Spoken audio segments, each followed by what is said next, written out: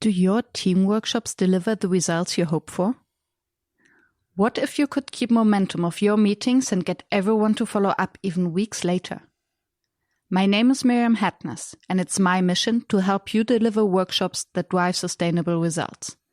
My guests are professional facilitators, trainers, and coaches with whom I discuss best practices and explore why workshops work. Hey, Christopher, good to have you here. Yeah, thanks. Thanks for doing this and being my guinea pig for the second episode. Sure, yeah. It was, how long have we known each other? Maybe over almost a year.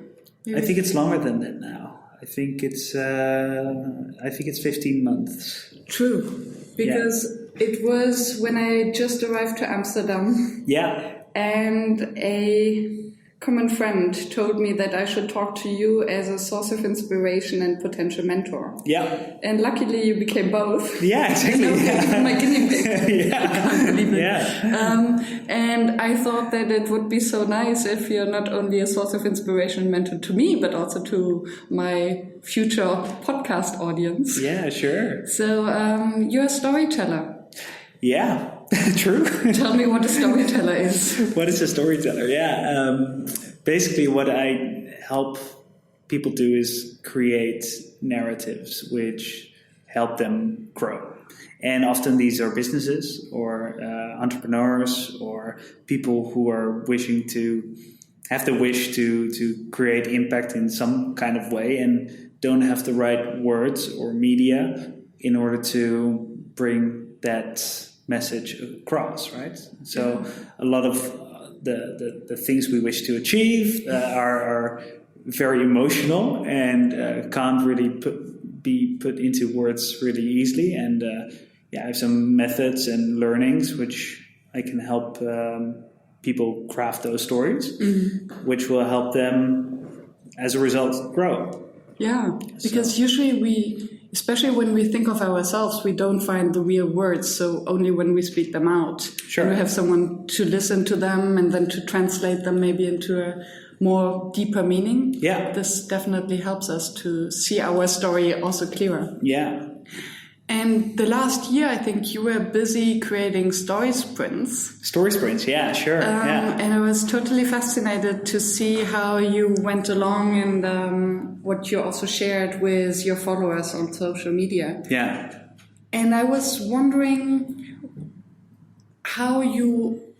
what you learned from being a storyteller to plan and create these story sprints that are basically a sequence of workshops with which you help, correct me if I'm wrong, companies or entrepreneurs to create their story around their brands. Yeah.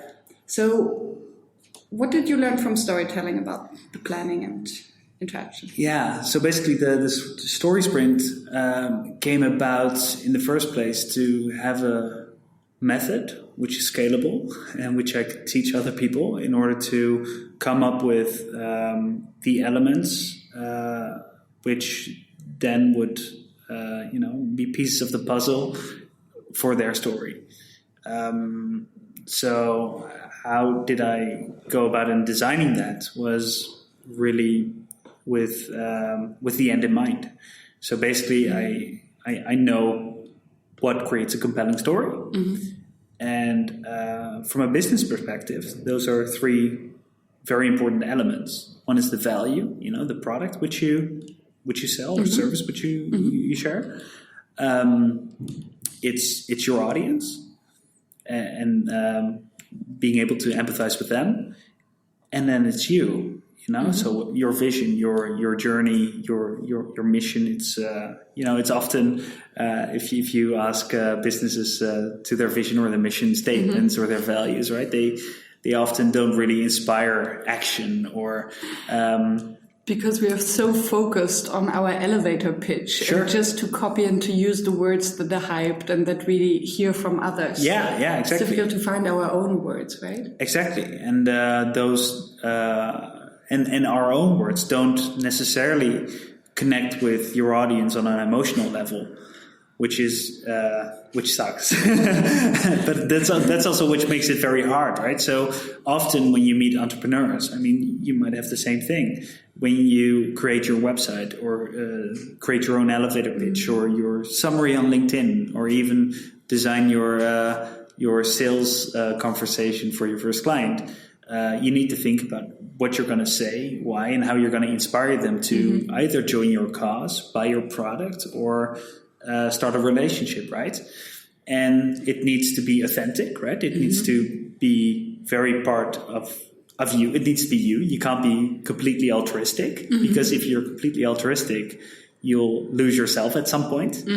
Because you're not an entrepreneur. Yeah, exactly. Yeah. Or you will always be guided by what the customer wants. And but it does need to resonate with them, right? So it does need to resonate with your audience, and that's where you need to understand them.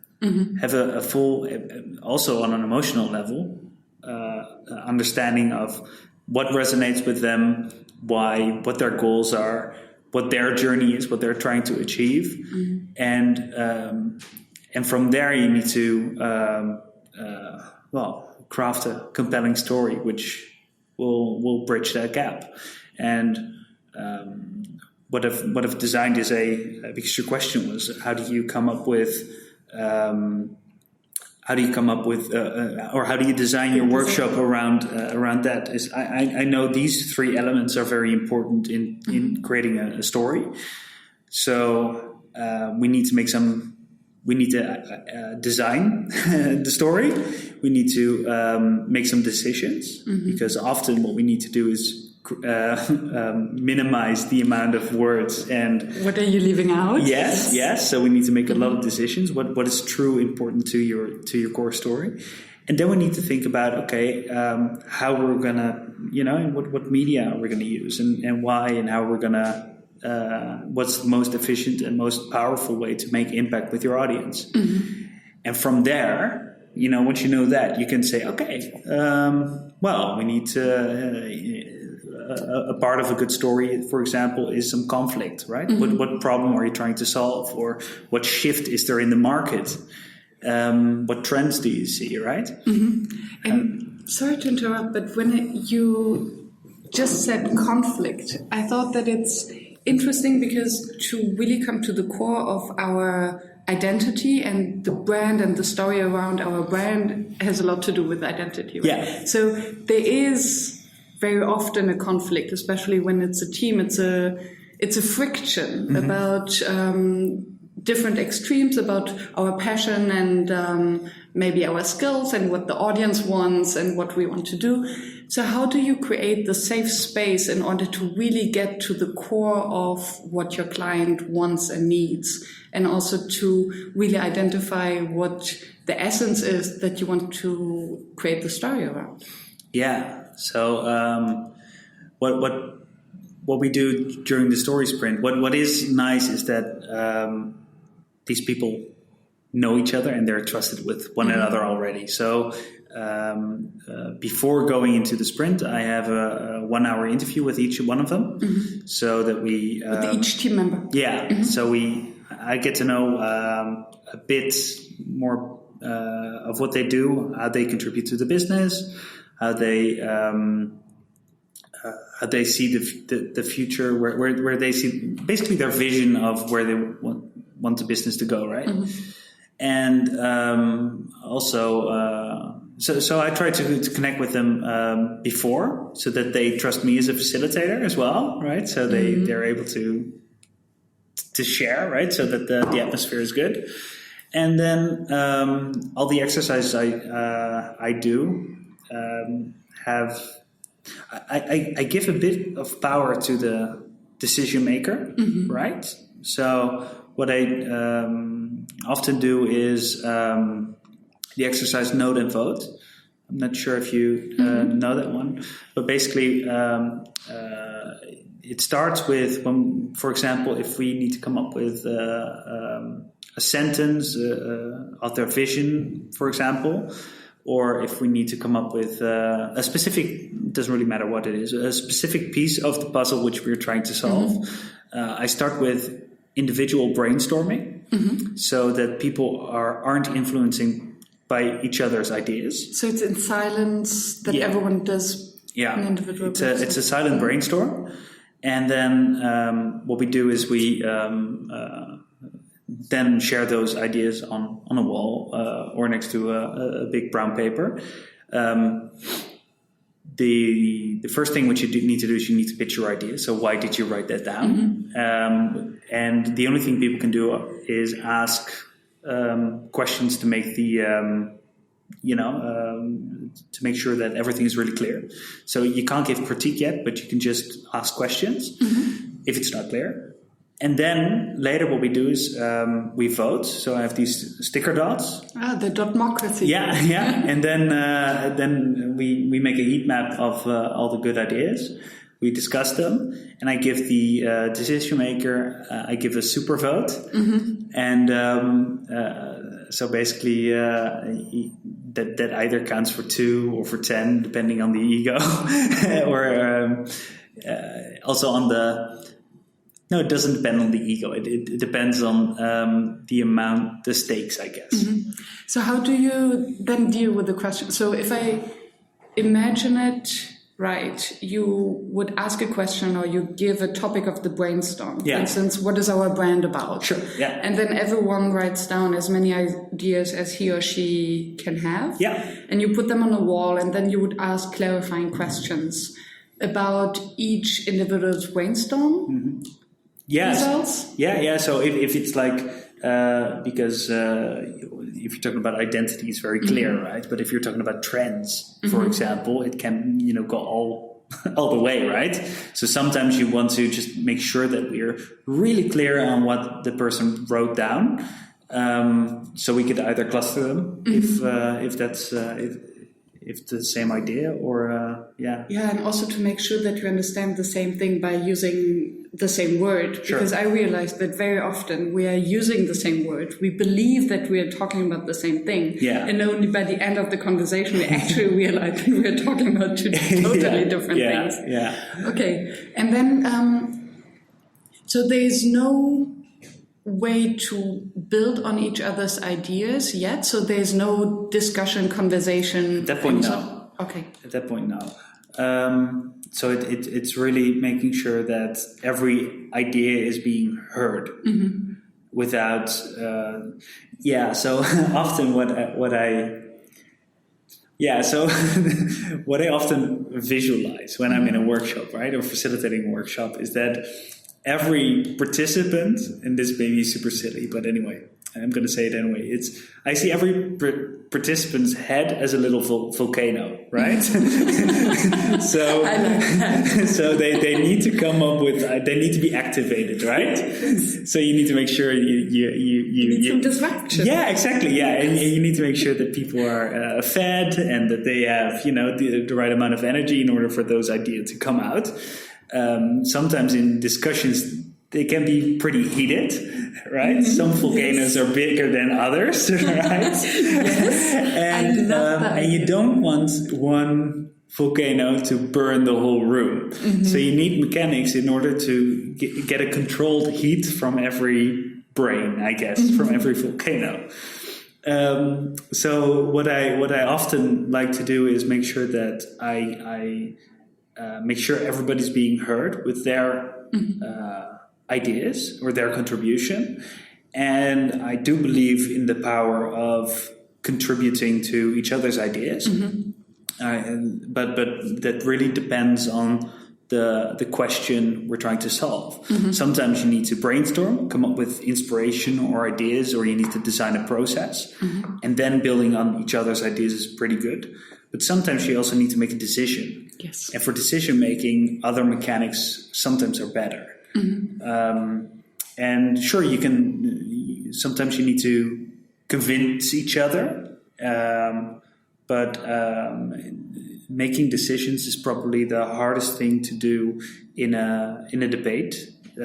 Also, depending on the amount of people who are involved. Sometimes, if you need to make a decision with 6 people, you're gonna easily lose an hour if you're just using words, right?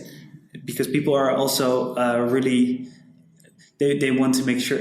Yeah, I'm not sure that every person knows how to listen, right? Yes. Especially if you're not used to listening. And especially if you have some emotions involved. Sure, yeah. Because the more you are passionate about the topic, the more you believe that your own point of view is right, the less your mental power will be the less mental power you actually have for listening to someone else's idea. Yeah.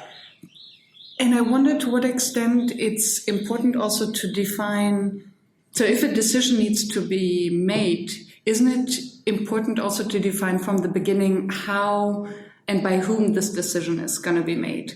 I worked in this multinational environment in Luxembourg, and it was quite interesting to see how the different cultures and how the culture shapes expectations, especially when it comes to decision making. So for instance, in Germany, we are used to all sit around a table to discuss so that everyone is heard, and at the end the boss takes a decision and that's it. Yeah. But we're happy and we acknowledge that we've been heard. Yeah. In France, as I learned, the leadership team or the boss just takes a decision by him or herself. Yeah. And there's no such thing as a round table to discuss the issue beforehand. So once the German boss came into this new environment, mostly with French colleagues, they were all happy that they could sit around the leadership table, and then they expected that they would be part of the decision. Yeah. And a lot of emotions came up, negative emotions, when they realized that actually, yes, they were heard, but the boss didn't actually care about their opinion. Yeah. So how do you deal with making sure that everyone is on the same page of how the decision-making is going to be? Very good question. At this point, I have never been in a situation where I had to deal with a lot of different cultures as well. But basically, so with the note and vote exercise, at this point, I think a decision was always accepted because people. So basically what happens is you create this heat map with votes. The CEO or the founder or the decision maker has a unique vote which shows what he or she finds important. And he only votes after, he can only cast his super vote once everybody has voted. So he does this last. Okay, this would have been my question. Yeah, so he doesn't influence any other. And but he can influence with his normal votes, right? But not with his super vote. And later you have a debate. So who voted on what and why? And we see, this has a lot of votes, so we kind of like this. Do we still agree? And then one person would go up and say, no, it's a terrible idea. I like this. And he can, come up with basically a sort of discussion why he thinks another decision needs to be made. But at least at that point, everybody listens to this person. He's heard. And then, it's not per se true that he or she is right, right? But then at least it was talked and discussed. And we made a conscious choice as a group to say left or right. And then we also hear the CEO or the decision maker to say why he or she thinks that we need to go a specific route. And often this person has different information, right, or different reasons for choosing something, and then he can elaborate on that. So basically then the heat map and the democracy outcomes actually also kick off a discussion at the deeper level. Yeah. Interesting. Yeah, and then afterwards, and this didn't happen that often, but I have been in a situation where we made a heat map, had a discussion, and whatever was on the heat map wasn't the result. Yeah, but it fired a really good conversation, which or discussion, which got everybody on the same page, understood each other, hear each other, and come up with a decision which helped them forward. And this makes me think of something that you mentioned while we're still kind of warming up for this recording, that what you like to do is to record a kind of in-between summary after each exercise you did to make sure that you have the exact wording and a common understanding of the results. Can you just share with the audience? Yeah, so that's precisely right what you're saying. Yeah. So what happens during the story sprint is that we come up with a lot of sentences or ideas or words.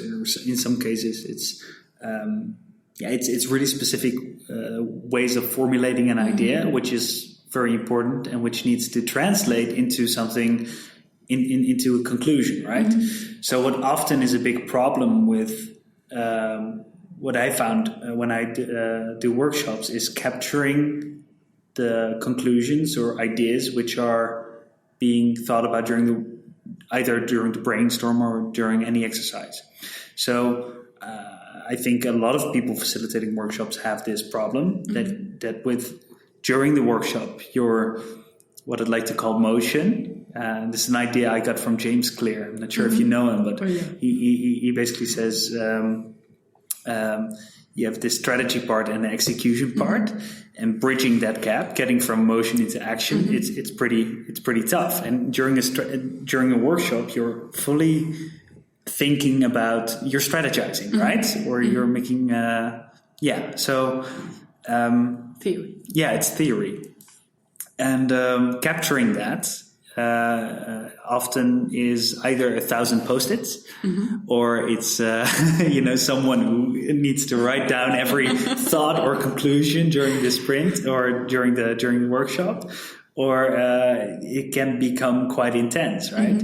So what I do is I take a recording device, and after each exercise where I need to capture the conclusions from, I maybe you can call it a checkout. I like that. Intermediate checkout, yeah. Yeah, so we just summarize what we discussed, the decisions we made. If it's like language specific which needs to be captured, I capture that. So the exact wording, I record that. And then basically afterwards, I don't have to worry about writing everything down or go through 1,000 Post-its after each workshop. I listen to the recording in order to feel the context. And what I also do is I send this, I create a transcript from it using an online tool where you can just, upload your audio file and you get text back. This is so efficient. Yes. And then you can just read through it. You can search it, and I use that in basically a product. What we create is a book, or it could be a website. It could be anything really. But then I have the exact wordings we used in the workshop, the words from the CEO or from the client, which I can just copy paste. And it makes so much sense to me as well to use that, because in a workshop, usually what happens is that everyone gets overly excited. Yeah. And after the day, everyone is quite exhausted still. So I like to compare workshops to parties where the next day everyone wakes up, remembers something different, and nobody wants to clean up the mess. So if you have these recordings, then you're sure that you have something that you can get back to and that you agreed upon, and that you can work from, and also use maybe then for the check-in of the next session. I like that. And I will put maybe in the show notes the link to the software that you're using for the transcript. I like that. Before we continue the show, let me take a brief moment to thank our sponsor SessionLab. SessionLab.com is an online agenda planning tool that helps me to keep all I need for my workshop planning in one place. The agenda, exercise descriptions, material shopping lists, and all of the templates. No more struggles with Excel for every agenda update or last-minute changes in the schedule. SessionLab offers an easy-to-use drag-and-drop agenda builder, a color scheme that gives me an immediate feel on the balance of activities, and the option to share a branded document with my clients. And whenever I need inspiration for new exercises or variations, I check the abundant database with hands-on tips and tricks. Or I dive into the SessionLab blog, for which I have already contributed myself. So if you're looking for a smooth way to prepare a workshop or meeting agenda that not only looks amazing but also professional, sign up for Session Lab. I use it myself and I wouldn't recommend it if I didn't believe in its value. One question that I would like to still ask is, what is the one thing that always works? What is the one thing that you would always do in a workshop or in any working session with your client? We're like, okay, that's my secret weapon. So one exercise which I always like to do in order to capture ideas is the Crazy 8 exercise. I'm not sure if you're familiar with Crazy 8. No. So the Crazy 8 is basically a very high pressure cooker where people need to come up with an idea every 40 seconds. So basically, what you do with the Crazy 8 is you start with the paper. So it's an A4 paper, and you fold it, and you fold it again, and you fold it again. And what happens is you have 8 different squares where you can capture ideas. And what people need to do is they get 30 seconds to capture one idea per square, right? Per section. And then after 30 seconds, they get 10 seconds transition time to go to the next one.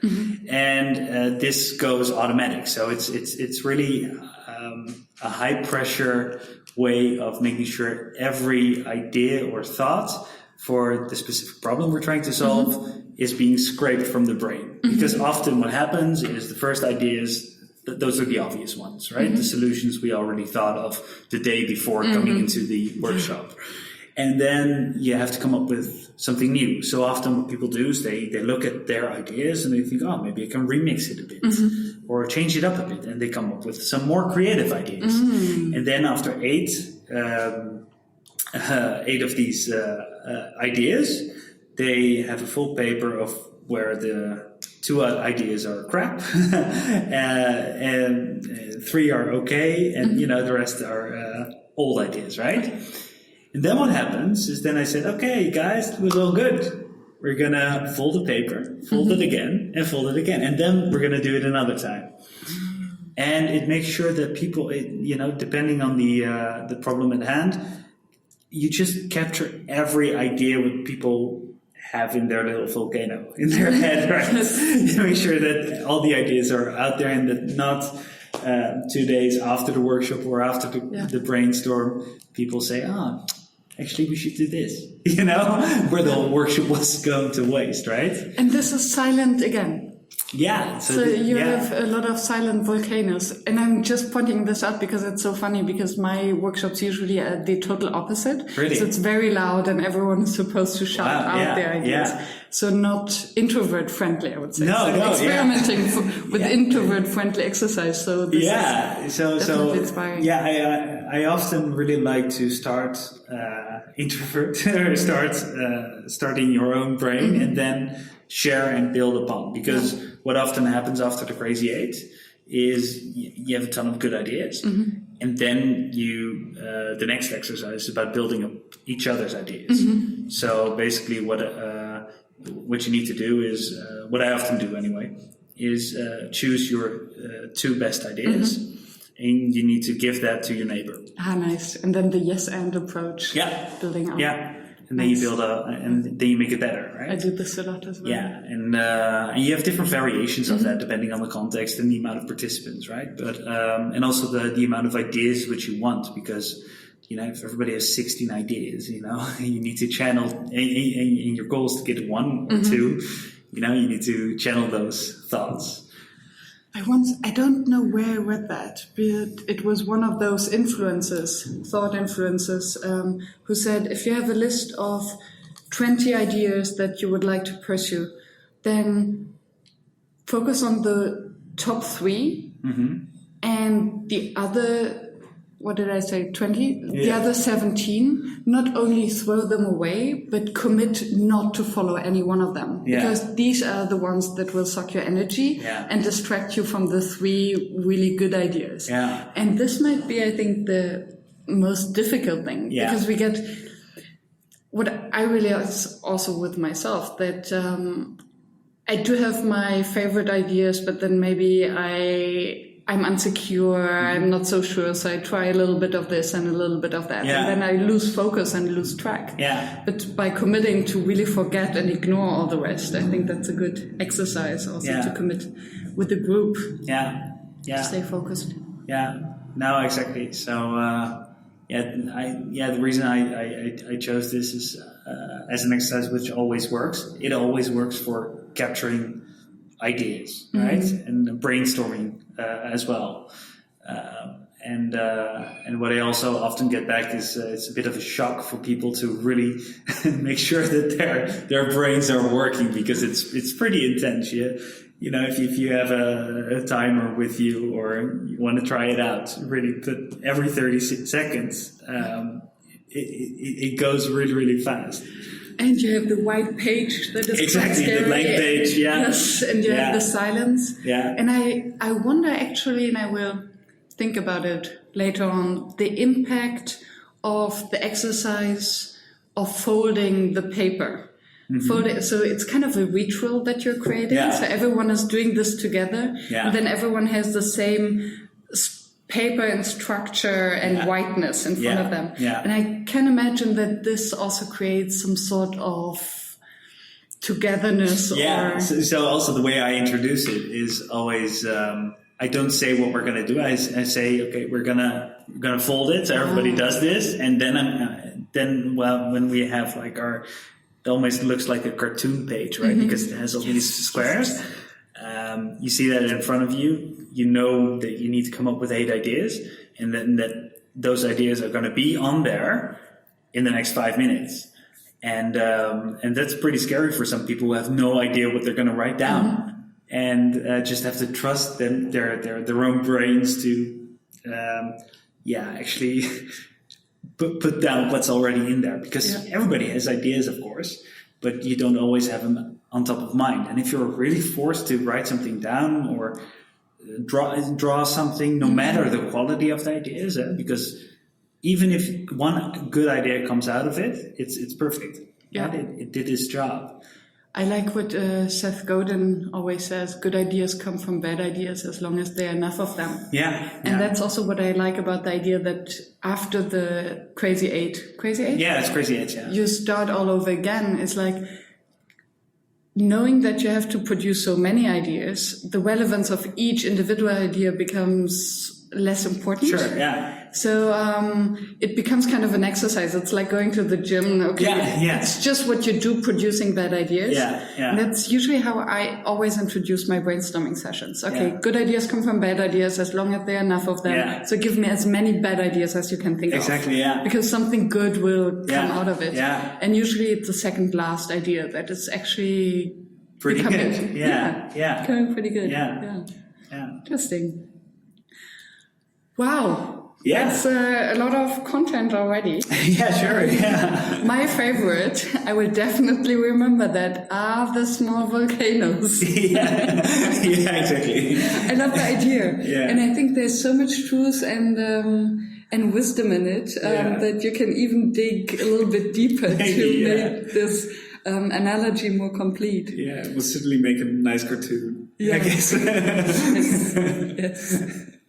After all this conversation, what is the one thing that you would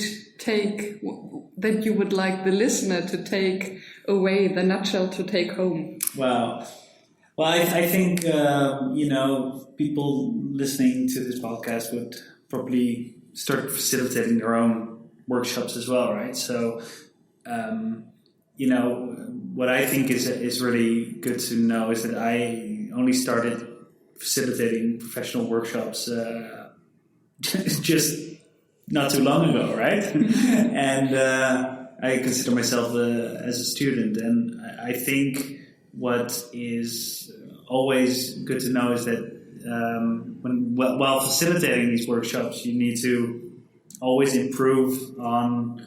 It's never set in stone. It's never finished, right? I even when I find a better way of coming up with a decision or finding a different tool to which works better. I'll choose that, right? Mm-hmm. So there's no one big recipe for success. It's a lot of build, measure, learn. I guess people are familiar with that, right? So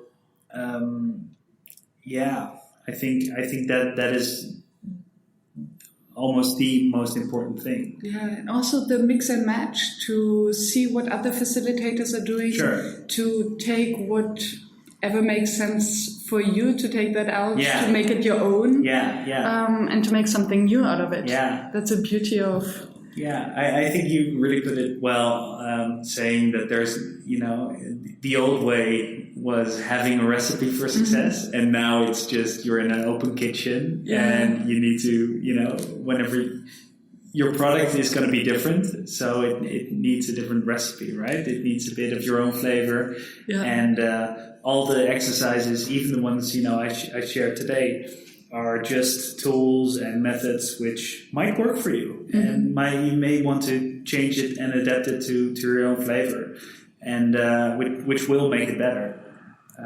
Because it will be your own. Exactly. It will be more authentic. And while our grandmothers have their secret recipes that they wouldn't share with anyone, and we are not living in the same times anymore. No. Today it's, as you said, it's open kitchen, so we share it, we make it our own, we adapt it, adjust it, and make something beautiful out of it. Yeah, so I guess to sum it up is different times need different ideas. Yes, I like that. Yeah. Nice. So, keep it there, I guess. Absolutely. Yeah. Thank you so much for sharing. No worries. Before we are closing, if someone in the audience wants to reach out to you, wants to know what you're up to, what you're doing, where your Creators Club is going. We didn't even talk about your Creators Club. No, I know. You have to come back. How can they find you? Yeah, if you Google my name, I'll come up, Christopher Mars. So hit me up on LinkedIn. I guess that's the fastest way to reach out to me. Otherwise, I also have, of course, my website, christophermars.nl. creatorsclub.nl. I'm doing lots of stuff there as well. And if you're interested in learning more about the story sprints, you go to storysprints.nl.